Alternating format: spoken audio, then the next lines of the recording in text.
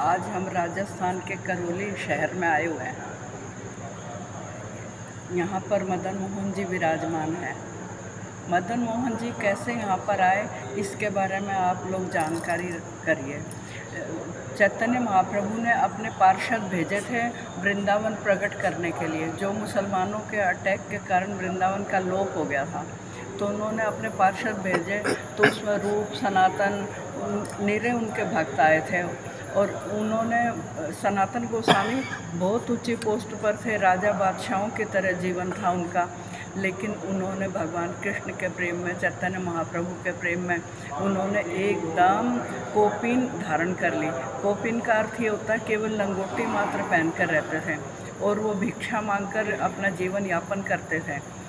जिन सनातन गोस्वामी के एक कृपा कटाक्ष के लिए राजा महाराजा ललायित रहते थे और जिनके चरणों पर अपना मुकुट वाला सिर टिकाते थे, वो सनातन गोस्वामी के वैराग्य की पराकाष्ठा थी।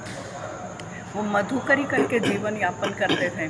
एक बार वो मथुरा में मधुकरी करने गए, तो वहाँ चौबे के यहाँ भगवान कृष्ण बालक के रूप में रह रहे थे। तो वो 3 दिन तक मधुकरी करी। उसके बाद में उन्होंने, गोपाल ने कह दिया कि बाबा मैं आपके साथ चलूँगा, मुझे आपसे प्रेम हो गया। तो चौबे ने भी मजबूरी में भेजना पड़ा। जब गोपाल मान ही नहीं रहा है, तो सनातन गोस्वामी के साथ वृंदावन आ गए। अब वृंदावन आने के बाद में उन्होंने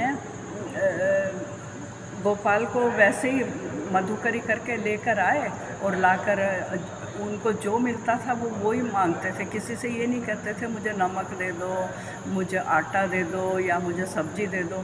जो एक घर में जो कुछ मिलता था वो ही लेकर वो अपना जीवन यापन कर लेते हैं।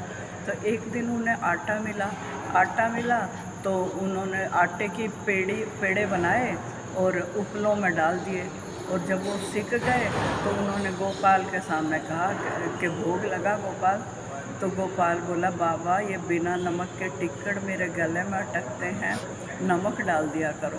तो सनातन गोस्वामी बोले देख गोपाल, ऐसा है आज तू नमक मांग रहा है, कल तू घी मांगेगा। मैं ठहरा बाबा जी, मेरे पास कुछ नहीं होता, चल मैं तुझे चौबे के यहाँ छोड़ देता हूँ। तो बोले कि नहीं बाबा, चौबे के यहाँ नहीं जाऊँगा, मैं आपके पास ही रहूँगा, मुझे आप जो दोगे वो ही खा लूँगा। अब इधर गोपाल ने नमक की इच्छा करी, उधर अगले दिन ही जो है एक रामदास नाम का व्यापारी, सनातन गोस्वामी के भजन कुटी के बगल से यमुना बहती थी, रामदास नाम का व्यापारी की नौका अटक गई और उस नौका में बहुत सारा नमक भरा हुआ था। तो अब रामदास तो एकदम घबराए कि मेरी नौका में पानी भर जाएगा तो मेरा नमक बर्बाद हो जाएगा। उन दिनों नमक बहुत महंगा आता था, वो तो घबराया। तो कुछ ब्रजवासियों ने कहा कि आप जो है ना, यहाँ एक सिद्ध बाबा रहता है, उससे जाके प्रार्थना करो। अब वो दौड़े सनातन गोस्वामी के पास आए और कहने लगे मेरी रक्षा करो। तो सनातन गोस्वामी समझ गए कि मेरे गोपाल की करामात है। तो उन्होंने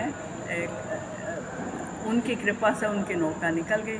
अब वो रामदास व्यापारी सनातन गोस्वामी को नमक दे गया। इधर जो है ना आगे गया तो उसका नमक हीरे मोती के भाव में बिक गया। अब उसने इतने पैसे कमाए तो वो वापस आकर उसने मदन मोहन का मंदिर बना दिया। अब इधर गोपाल कहने लगे बाबा जो आपका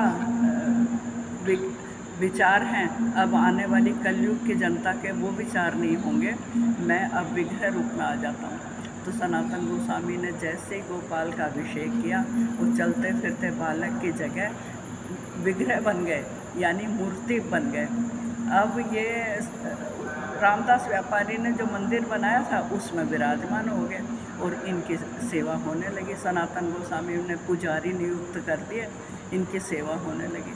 फिर सनातन गोस्वामी जब ये धराधाम छोड़कर चले गए, तब फिर औरंगजेब ने जब देखा कि एक मंदिर की लाइट चमक रही है, तो औरंगजेब ने अपने सिपाहियों से पूछा ये कैसी लाइट है।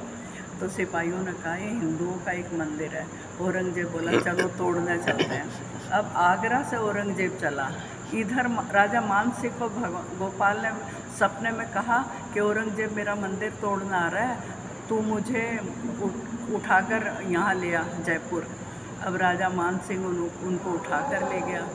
कालांतर में इनका नाम गोपाल से मदन मोहन हो गया।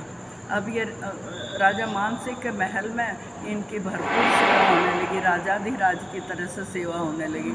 आगे चलकर जब राजा मान सिंह की बेटी की शादी होने लगी तो बोली मुझे दहेज में कुछ भी मत दो, मुझे केवल मदन मोहन दे दो। तो घर के लोग बोले कि हम अपने प्राण कैसे दे सकते हैं। लेकिन जब लड़की दिन रात रोती रही तो उसके रोने के सामने घर के लोग पिघल गए और उनको अपने मदन मोहन दहेज में देने पड़े। फिर वो करौली आ गए और जब से 500 वर्ष हो गए अब ये करौली में ही विराजमान है। यहाँ इनकी भरपूर सेवा होती है। ये सिद्ध भगवान है। बोलो मदन मोहन की जय।